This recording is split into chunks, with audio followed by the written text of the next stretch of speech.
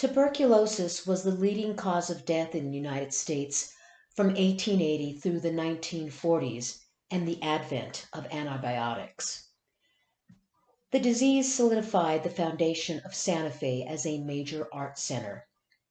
The pristine, arid climate brought hundreds of people to Sunmount Sanitorium, initially set up as tent cottages located in the foothills of the Sangre de Cristo Mountains. The high desert terrain provided a canvas for those who recovered, giving them a second chance at life. Like the advent of penicillin that made the treatment of this dreadful disease possible, several individuals are credited for breathing life into Santa Fe's art community. The first commercial artist to arrive in Santa Fe was Portuguese artist and photographer Carlos Vieira.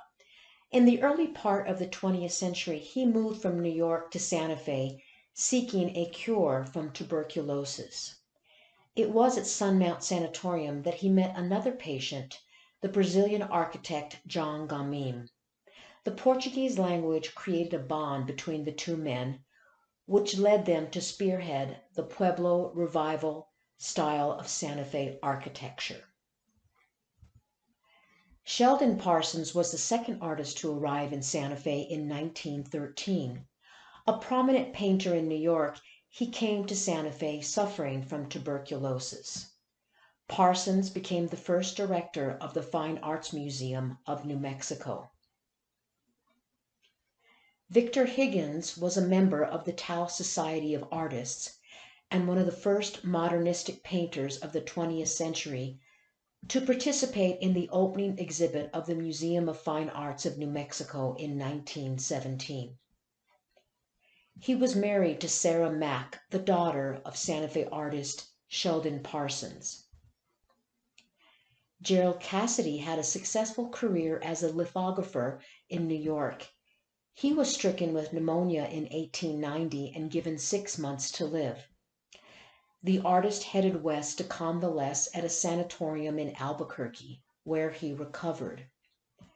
In 1912, the year of statehood for New Mexico, he moved to Santa Fe with his wife, the journalist, Ina Sizer. Gustav Palman was born in Germany in 1881. He was raised in Chicago, where he had a successful career as a commercial artist prior to moving to Santa Fe in 1918. He worked at the Museum of New Mexico, and during the Great Depression, he began making marionettes that he performed with in plays. Bauman was part of the jury that awarded commissions to artists for the Works in Progress Administration during the Great Depression. Randall Davey participated in the 1913 International Exhibition of Modern Art in New York. It was the first exhibit of its kind, introducing America to the great innovators of European art, from Cézanne to Picasso, and the worlds of symbolism, impressionism, post-impressionism, neo-impressionism, and cubism. He moved to Santa Fe in 1919 and became an integral part of the city's modern art movement. Velino Shea Herrera was born Mapmakers at Zia Pueblo in 1902. In 1919, at the age of 17, he was part of a small group of Native American artists to have their work displayed at the Museum of New Mexico. As he grew to master his art, Herrera's work was widely exhibited in the United States and Europe, and was included in the 1931 Exhibition of Tribal Indian Arts. Best known for his paintings of the American Indian, the work of Swedish artist Carl Latov is featured at the Smithsonian Institute. He traveled frequently to Santa Fe to work on his art. Artist Awa Teshrei was born in 1898 at San Ildefonso Pueblo.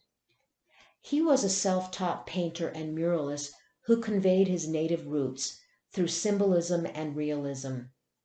Teshrei's artwork is featured in many museums, including the Smithsonian American Art Museum. Andrew Dashberg was born in Paris in 1887. The artist moved to Taos in 1918 and became part of the Taos Modernists, the group that helped define abstract art in this country. In 1921, he moved to Santa Fe and became world-renowned for his work in Cubism. Theodore Van Solen came to New Mexico from Minnesota, suffering from pneumonia followed by tuberculosis. During the Great Depression, he was one of the artists chosen to paint a fresco at the Grant County Courthouse in Silver City in southern New Mexico for the WPA. William Schuster moved to Santa Fe to recover from mustard gas poisoning he suffered as a soldier during World War I. He became a prolific artist and a member of Los Cinco Pintores, a group of 5 artists who had the first modern art exhibit at the Museum of New Mexico in 1917. In 1926, Schuster created Zozobra, an effigy of Old Man Gloom, that is burned each year at the start of the Fiesta de Santa Fe.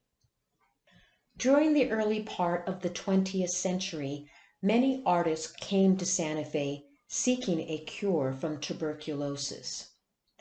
With the exception of Drdis Myers in this 1925 photograph at La Fonda Hotel, all of the artists had a connection to the deadly disease.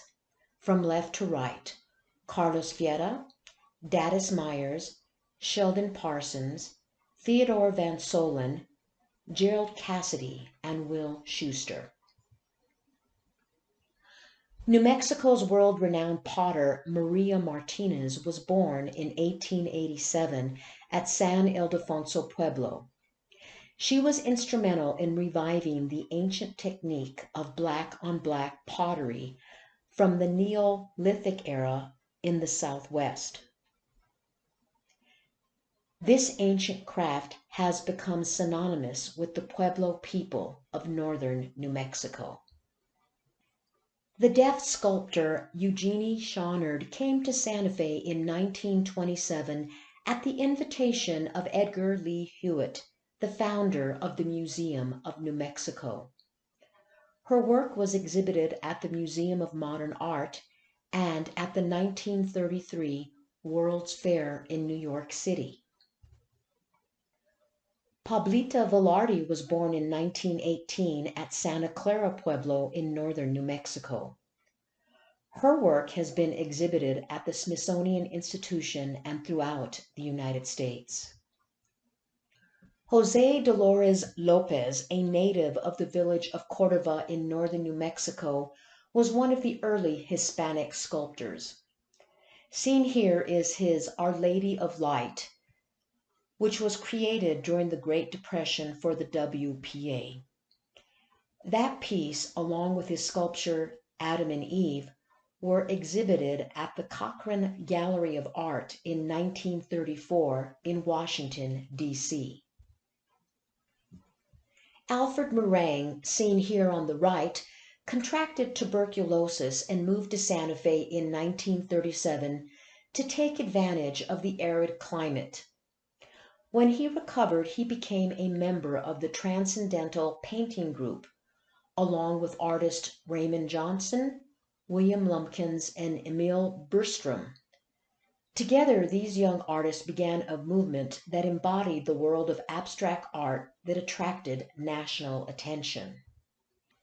The art of Agnes Sims has been featured at the Brooklyn Museum and the U.S. Embassy in London. She moved to Santa Fe in 1938 and devoted her life to capturing the prehistoric rock art of New Mexico and indigenous life through her mixed media art and sculptures. Pansy Stockman moved to Santa Fe in 1942 and became active in the local art scene. Her work included the use of hundreds of plant fragments. An advocate for Native Americans, she was formally adopted by the Sioux tribe in 1936 for her work on the tribe's land rights. Seen here in this photograph is Georgia O'Keeffe with her friend Maria Shabbat on her porch in 1942.